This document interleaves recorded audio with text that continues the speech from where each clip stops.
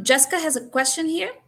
She asks, how would you recommend the schools make room to teach more personal finance? Great question, and I will get very specific with you on this one. I've done a lot of writing on this topic and really comparing personal finance with other subject matter. So the first thing I'm gonna do is mandate personal financial literacy instruction for 100% of the students because it benefits 100% of the students.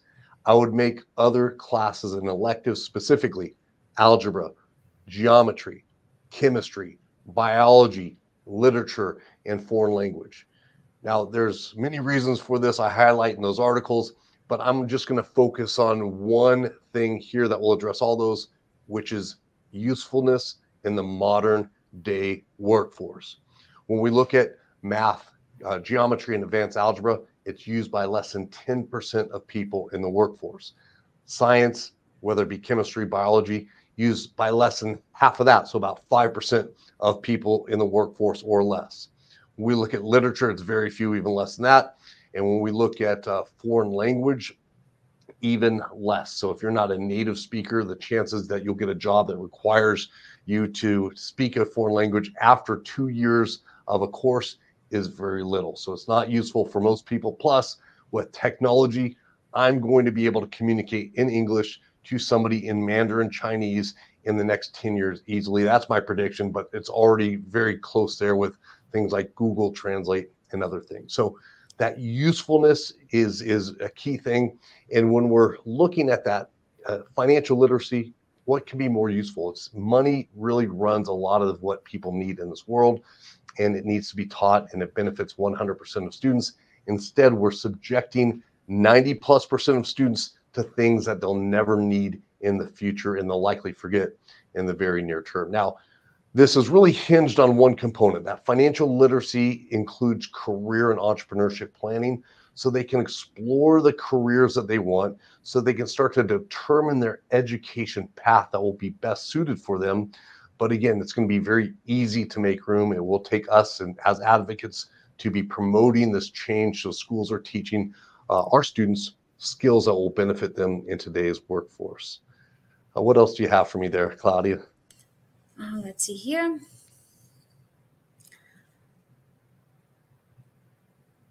Hey, Chris. I will get to your question next, but I just want to skip ahead to a comment on the last answer. Tanya, she says, I agree with you on this, but what should I say when people comment? Do these courses build other skill sets that will help students succeed? Yeah. Great question there. And this is a common question I get. Hey, in math and science, they're learning other skill sets that will help youth succeed.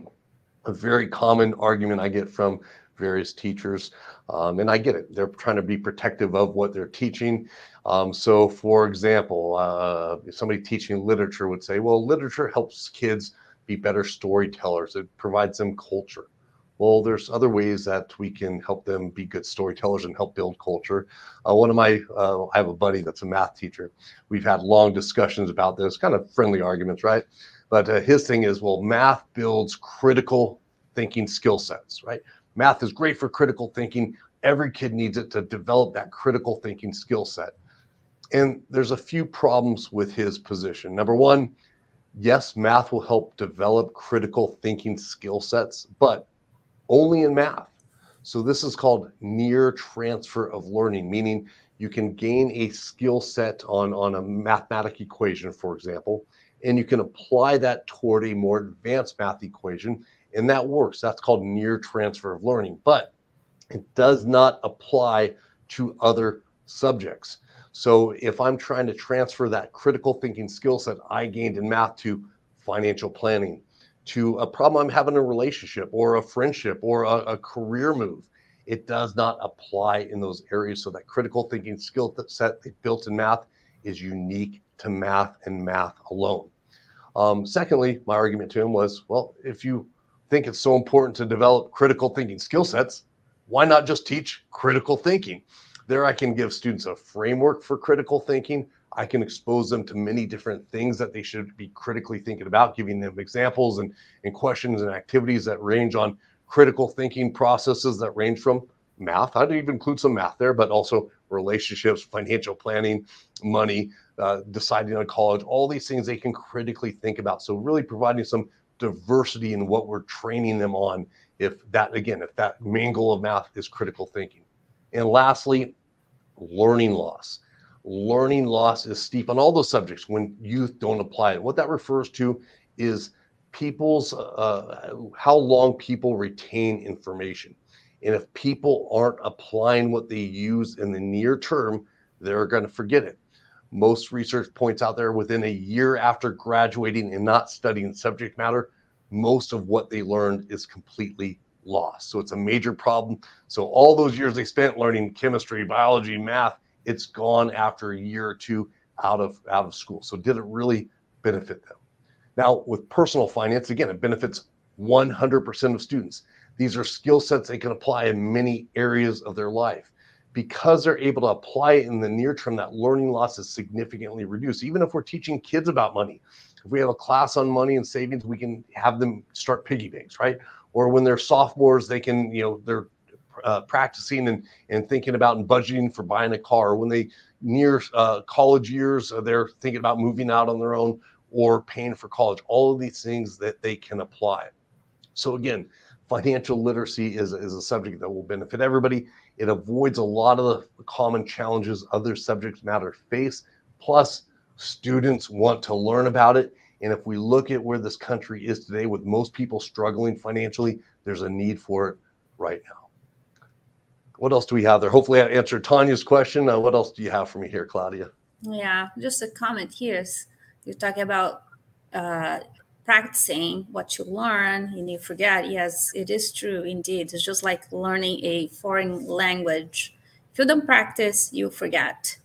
I know that. I speak 4 languages, and if sometimes I forget words just because I don't practice. But yeah, math, yeah, everything that I learned regarding math or physics, and I don't know anymore. I forgot. So yeah, let's put something that will impact more these kids, their future, such as financial literacy. It makes a lot of sense. You're using Portuguese on a regular basis with your family. You're speaking French with your family. So you have that practice. Me, I took 2 years of Spanish, and I know some words and so forth. I have a lot of friends I speak Spanish with, but I don't know if you recall that one time for the company party, we went to that Mexican meat market, and I thought I ordered 4 pounds of carne asada. It was 14 pounds. So 15. I made a bit. It was 15 pounds. Yeah, 15 you said pounds. 5, and the guy understood 15 So pounds of meat. way Yeah, off that there. was a So heck of a lot of meat. a lot of meat, but hey, I'm trying to practice my Spanish when I go in there, and I did not succeed. But it just goes to show you now, money we're using every day, financial decisions on a regular basis, whether you're making purchases or anything. It's a regular activity that everybody's facing. And it's really important we're helping our kids hone these skills in a safe, secure environment. So when they go out, they're not getting into trouble like most people face. Absolutely.